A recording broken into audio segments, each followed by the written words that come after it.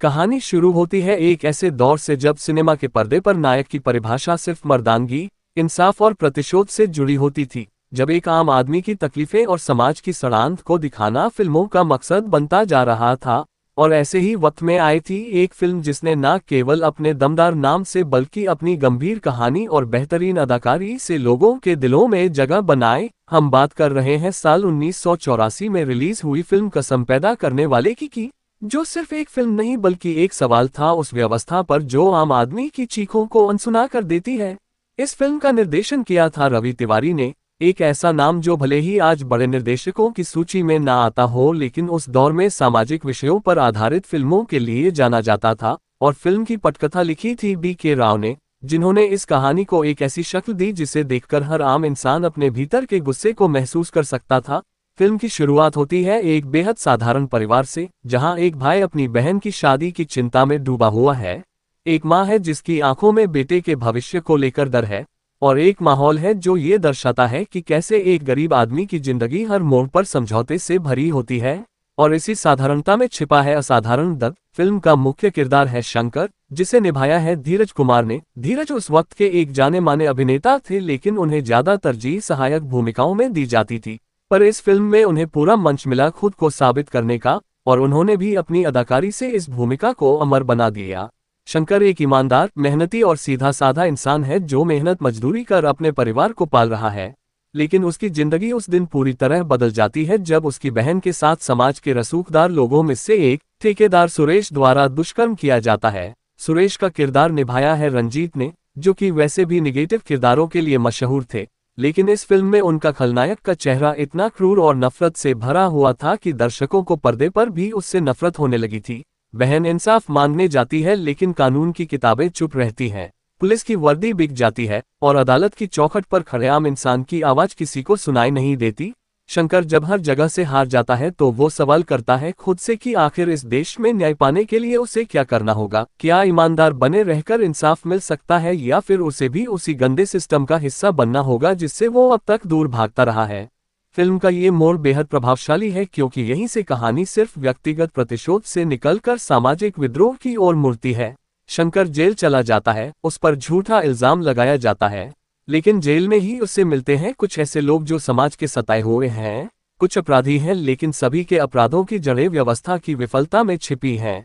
यहीं से शुरू होता है शंकर का बदलाव। वो अब सिर्फ अपनी बहन के लिए नहीं बल्कि उस हर शख्स के लिए लड़ना चाहता है जिसे इस व्यवस्था ने कुचला है। फिल्म में एक और महत्वपूर्ण किरदार है करिश्मा कपूर की मां बबीता, जिन्होंने इस फिल्म में एक विधवा महिला का किरदार निभाया है, जिनका बेटा पुलिस मुठभेड़ में मारा जाता है जबकि वो बेगुनाह होता है। उनके संवाद और अभिनय ने फिल्म को एक अलग गहराई दी। फिल्म की एक और खास बात है इसका संगीत, जिसे दिया था उषा खन्ना ने। जी हाँ, उस दौर की इकलौती महिला संगीतकार जिन्होंने अपने आप को पुरुष प्रधान संगीत इंडस्ट्री में स्थापित किया था। फिल्म का शीर्षक गीत कसम पैदा करने वाले की एक तरह से पूरे फिल्म का सार बन जाता है। ये गीत सिर्फ गाना नहीं बल्कि एक क्रांति का उद्घोष था। गायक थे मोहम्मद रफ़ी, जिनकी आवाज में वो तीव्रता और दर्द था जो गीत को अमर बना गया। फिल्म में शंकर का जेल से छूटना, उसके द्वारा न्याय के लिए बनाई गई एक गुप्त संस्था और उसका कानून से सीधा टकराव दिखाया गया है। वो अब सड़कों पर न्याय बांटता है, लेकिन अपनी शर्तों पर। पुलिस उसे अपराधी मानती है लेकिन जनता उसे मसीहा समझती है। फिल्म का क्लाइमैक्स बेहद सशक्त और भावनात्मक है जब शंकर को अदालत में खड़ा किया जाता है और वो अपना आखिरी बयान देता है। ये बयान किसी भी आम इंसान की चीख बनकर सामने आता है, मैं गुनहगार हूँ लेकिन मेरा गुनाह ये है कि मैंने उस इंसाफ की मांग की जिसे देने की जिम्मेदारी इस व्यवस्था की थी। इस संवाद पर सिनेमाघरों में तालियों की गूंज उठी थी, क्योंकि हर दर्शक कहीं ना कहीं खुद को उस किरदार में देख रहा था। फिल्म न सिर्फ मनोरंजन करती है बल्कि सोचने पर मजबूर करती है कि अगर व्यवस्था फेल हो जाए तो इंसान का रास्ता क्या हो। क्या वो चुपचाप मर जाए या फिर लड़ जाए। फिल्म को सेंसर बोर्ड से कई आपत्तियां भी मिली थी। कुछ संवादों को बदलने का दबाव था क्योंकि यह व्यवस्था पर सीधा सवाल उठा रही थी, लेकिन निर्माता निर्देशक अपने स्टैंड पर अड़े रहे और फिल्म को उसी रूप में रिलीज किया गया, और यही उसकी ताकत बनी। फिल्म ने बॉक्स ऑफिस पर औसत कमाई की थी लेकिन आज सिनेमा के दर्शकों में इसकी अलग पहचान बनी। कई जगहों पर यह फिल्म स्कूल कॉलेजों में सामाजिक विज्ञान की बहस का हिस्सा बनी और आलोचकों ने इसे उस दशक की अंडररेटेड मास्टरपीस बताया। रंजीत के खलनायक किरदार को लेकर दर्शकों की प्रतिक्रिया इतनी तीव्र थी कि उन्हें कई जगहों पर गालियां भी मिली। लेकिन उन्होंने खुद कहा था कि अगर लोग मुझसे नफरत कर रहे हैं तो इसका मतलब है मैंने अपना काम सही किया, और यही एक अच्छे अभिनेता की पहचान होती है। फिल्म में एक छोटा सा लेकिन प्रभावशाली किरदार निभाया था कादर खान ने, जो एक बूढ़े वकील की भूमिका में थे, जिनके भीतर अब भी व्यवस्था में विश्वास था, लेकिन शंकर की दलीलों और सच्चाइयों के सामने उनका विश्वास भी हिल जाता है। कादर खान की संवाद अदायगी और गंभीरता ने फिल्म के भावनात्मक पक्ष को और भी मजबूत किया। अब बात करते हैं फिल्म के निर्माण से जुड़े कुछ अनसुने किस्सों की। इस फिल्म की शूटिंग के दौरान धीरज कुमार ने एक दृश्य में खुद को जलाने का नाटक करना था, जिसमें असली आग का इस्तेमाल किया गया था और एक छोटी सी चूक से उनका हाथ जल गया था, लेकिन उन्होंने शूटिंग नहीं रोकी और उसी जलते हाथ के साथ सीन पूरा किया, जिससे निर्देशक भी हैरान रह गए थे। फिल्म के लिए एक जेल सेट बनाया गया था जो इतना असली लग रहा था कि कई लोगों को लगा ये किसी पुराने जेल में शूट किया गया है, जबकि वो पूरा सेट स्टूडियो में तैयार किया गया था। उषा खन्ना ने फिल्म के संगीत के लिए खास तौर पर ढोलक और तबले के साथ हारमोनियम का ऐसा मिश्रण किया जो उस वक्त आम नहीं था। इससे गानों में एक अलग ही लोकधुन की अनुभूति होती है। फिल्म में महिलाओं के संघर्ष को बहुत ही वास्तविकता के साथ दिखाया गया है। शंकर की मां, उसकी बहन और बबीता का किरदार तीनों अलग अलग परिस्थितियों में हैं, लेकिन तीनों के भीतर एक जैसी वेदना और हिम्मत है। निर्देशक ने इन्हें सिर्फ सहायक भूमिका में नहीं बल्कि कहानी के मूल में रखा है, जो उस वक्त की फिल्मों में कम ही देखने को मिलता था। फिल्म में जो कोर्टरूम सीन है वो आज भी फिल्म स्कूलों में उदाहरण के तौर पर दिखाया जाता है कि कैसे सीमित संसाधनों में भी प्रभावशाली दृश्य बनाए जा सकते हैं। रोशनी, कैमरा एंगल और संवादों का ऐसा संयोजन उस वक्त के लिए काफी नया था। अब बात करें फिल्म के नाम की, कसम पैदा करने वाले की। ये नाम अपने आप में बहुत कुछ कह देता है। ये नाम शंकर के उस संवाद से लिया गया है जो वो अदालत में देता है। कसम उस पैदा करने वाले की जिसने हमें इंसान बनाया लेकिन जीने के लिए ये दुनिया न दी। इस संवाद में पूरी फिल्म की आत्मा छिपी है और यही कारण है कि दर्शकों ने इस नाम को अपने जीवन का नारा बना लिया था। फिल्म के अंत में शंकर को सजा मिलती है, लेकिन वो जीतता है लोगों के दिलों में, क्योंकि उसने वो कर दिखाया जो एक आम आदमी करने से डरता है। वो उठा अपने दर्द के खिलाफ और बन गया एक प्रतीक, एक चेतावनी, एक मिसाल। और यही है उस फिल्म की सबसे बड़ी सफलता कि वो अपने दर्शक को सिर्फ एक कहानी नहीं देती बल्कि एक सोच देती है, एक सवाल देती है और कई बार तो एक जवाब भी देती है जो समाज देने से कतराता है। शंकर की सजा के बाद फिल्म खत्म नहीं होती, बल्कि एक ऐसी शुरुआत होती है जिसे देखकर दर्शक खुद से सवाल करने लगता है। शंकर को जेल भेज दिया जाता है, लेकिन उसके विचार, उसकी लड़ाई और उसका नाम लोगों के दिलों में गूंजता रहता है। फिल्म की आखिरी दृश्य में जब जनता न्यायालय के बाहर इकट्ठा होकर चुपचाप खड़ी रहती है और हाथों में शंकर की तस्वीरें लिए एक मौन जुलूस निकालती है, तब पर्दे पर कोई संवाद नहीं होता।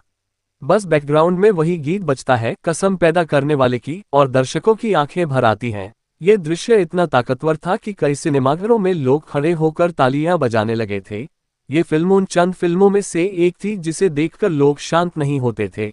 वे बहस करते थे, चर्चा करते थे और कुछ देर के लिए ही सही व्यवस्था के खिलाफ सोचने लगते थे। निर्देशक रवि तिवारी को इस फिल्म के बाद फिल्मी दुनिया से बहुत सराहना नहीं मिली, लेकिन उन्होंने बाद में एक इंटरव्यू में कहा था कि ये फिल्म मैंने पुरस्कारों के लिए नहीं बनाई, ये फिल्म मैंने अपने भीतर के उस गुस्से को बाहर निकालने के लिए बनाई थी जो एक आम नागरिक होकर हर रोज महसूस करता हूँ। यही भावना इस फिल्म की आत्मा है। फिल्म में शंकर का किरदार सिर्फ एक व्यक्ति नहीं बल्कि उस भीड़ का प्रतीक है जो सालों से चुप है लेकिन जिसके भीतर एक ज्वालामुखी सुलग रहा है। फिल्म में न्याय की जो परिभाषा दी गई वो कई मायनों में उस दौर की फिल्मों से अलग थी। यहाँ नायक बंदूक से नहीं लड़ता बल्कि पहले सोचता है, तर्क करता है और जब कोई रास्ता नहीं बचता तब हथियार उठाता है। फिल्म के संवाद आज भी उतने ही तीखे हैं जितने उस दौर में थे। अगर कानून अंधा है तो क्या हमें उसकी लाठी से पिटते रहना चाहिए? यह संवाद आज के सामाजिक परिदृश्य में भी उतना ही प्रासंगिक लगता है।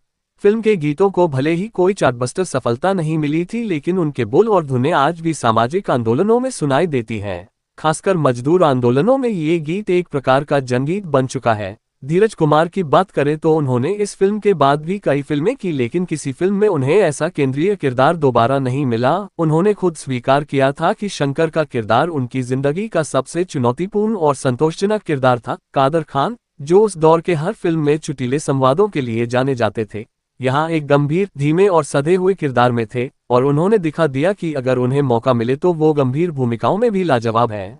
फिल्म की रिलीज के बाद सेंसर बोर्ड को लेकर खूब विवाद हुआ था। कई समूहों ने आरोप लगाया कि ये फिल्म व्यवस्था के खिलाफ हिंसा भड़काती है, लेकिन अधिकतर बुद्धिजीवियों और दर्शकों ने इसे एक जागरूक करने वाली फिल्म कहा। यह उस दौर में हुई जब जनता इंदिरा गांधी की हत्या और उसके बाद के दंगों से उबर रही थी। देश का माहौल गुस्से और पीड़ा से भरा हुआ था। ऐसे समय में ये फिल्म जैसे उस गुस्से को स्वर देने का काम कर रही थी। अगर तकनीकी दृष्टि से देखें तो फिल्म में बहुत बड़े बजट का इस्तेमाल नहीं हुआ था, सेट सीमित थे, कैमरा वर्क बहुत क्लासिक और स्थिर था। लेकिन जिस चीज ने फिल्म को ऊंचा उठाया वह थी इसकी लेखनी, संवाद और अभिनय की सच्चाई। फिल्म में कोई बड़ा स्टार नहीं था, न ही कोई भव्य गाना या आइटम नंबर। इसके बावजूद इसने अपने दम पर दर्शकों का दिल जीता, और यही सिनेमा की असली ताकत होती है। फिल्म की कहानी बाद में कई भाषाओं में रीमेक की गई, खासकर तमिल और मलयालम में इसके अविभाज्य रूप देखने को मिले, लेकिन किसी भी रीमेक में वो तीव्रता नहीं आ सकी जो इस हिंदी संस्करण में थी। इसका कारण था फिल्म का स्थानीय और सामाजिक यथार्थ, जो उस वक्त के भारत के हालात को बहुत बारीकी से दर्शाता था। आज जब हम रेट्रो फिल्मों की बात करते हैं तो इस फिल्म का नाम ज्यादा नहीं आता, क्योंकि ये फिल्म किसी बड़े बैनर या सुपरस्टार के नाम से नहीं जुड़ी थी। लेकिन जो दर्शक गंभीर सिनेमा और समाज को आईना दिखाने वाले कथानकों में रुचि रखते हैं, उनके लिए यह फिल्म एक बेशकीमती रत्न है। डिजिटल युग में जब हर चीज रीमिक्स और शॉर्ट फॉर्म में बदल रही है, ऐसे में कसम पैदा करने वाले की जैसी फिल्में हमें याद दिलाती हैं कि सिनेमा सिर्फ मनोरंजन नहीं बल्कि बदलाव का जरिया भी हो सकता है।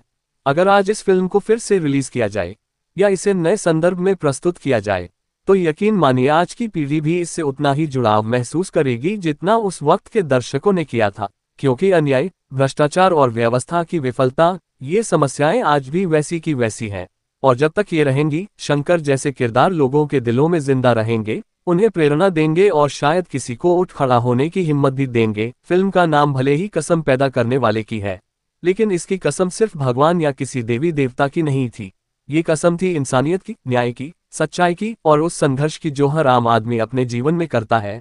इसलिए अगर आपने ये फिल्म नहीं देखी तो देखिए, क्योंकि कुछ फिल्में ऐसी होती हैं जो समय के साथ बूढ़ी नहीं होती, वे और जवान हो जाती हैं। और कसम पैदा करने वाले की ऐसी ही एक फिल्म है जो सिनेमा से ज्यादा एक चेतावनी है, एक प्रतिज्ञा है, एक पुकार है उस हर इंसान के लिए जिसने कभी न्याय के लिए हाथ फैलाया हो और जवाब में सिर्फ चुप्पी पाई हो। ये फिल्म उस चुप्पी को आवाज देती है, कसम उस पैदा करने वाले की।